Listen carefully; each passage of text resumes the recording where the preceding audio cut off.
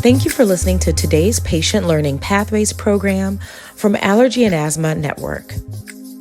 Today we're going to look at testing and treatment for COVID-19, the novel coronavirus that has caused the pandemic we are experiencing. Diagnostic tests can show if you have an active COVID-19 infection.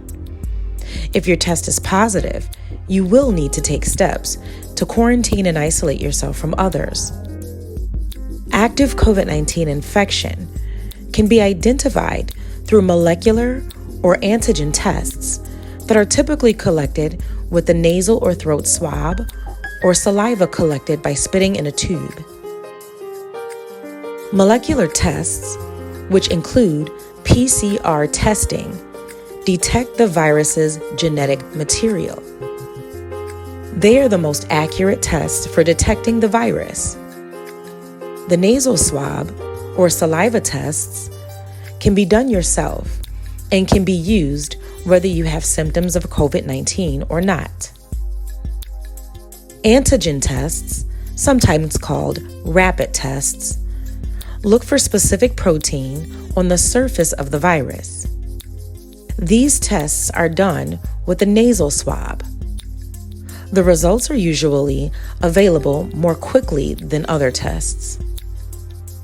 Antibody tests can tell if you have had COVID-19 in the past. This test is performed by drawing blood through a finger stick.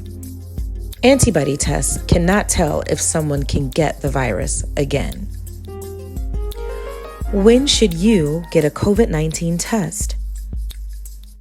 If you have symptoms of COVID-19, even after vaccination, if you have had close contact within 6 feet for a total of 15 minutes or more with someone with confirmed COVID-19, even if you are vaccinated,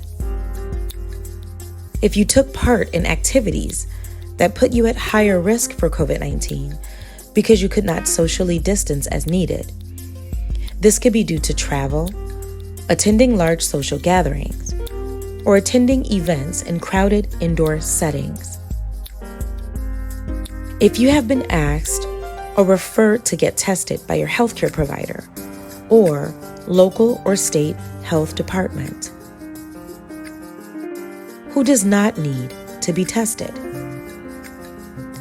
People who have tested positive for COVID-19 within the past 3 months and recovered, as long as they do not develop new symptoms.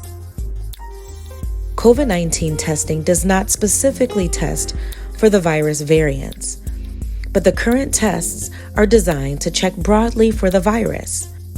This includes the Delta, Omicron, and other variants.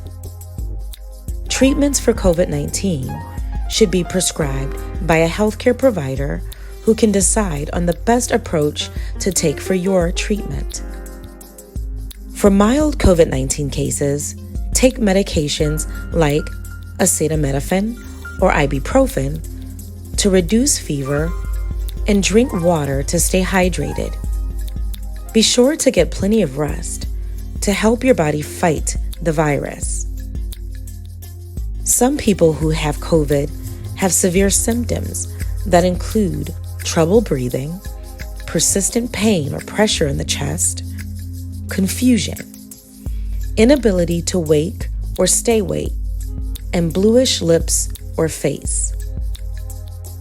If these symptoms are present, call 911 and get medical care immediately.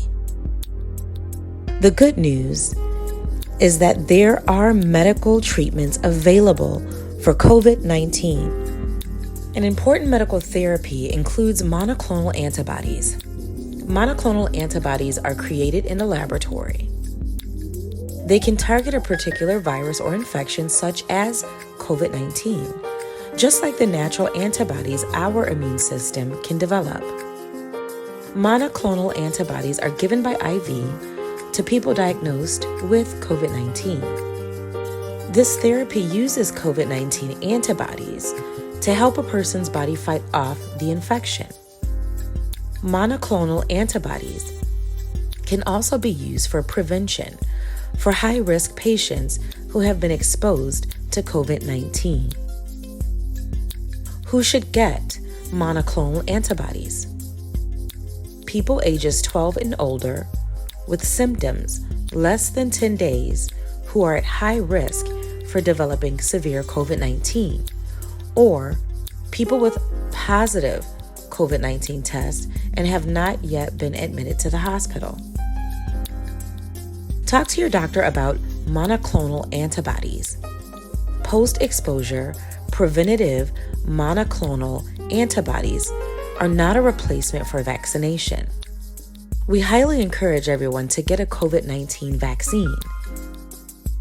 A new antiviral pill that can reduce symptoms and speed recovery from COVID-19 is available.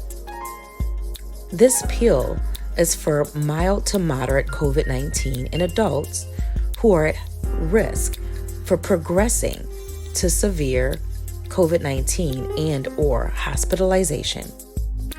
Be sure to ask your doctor about what treatment might be right for you. Join us for another Patient Learning Pathways presentation.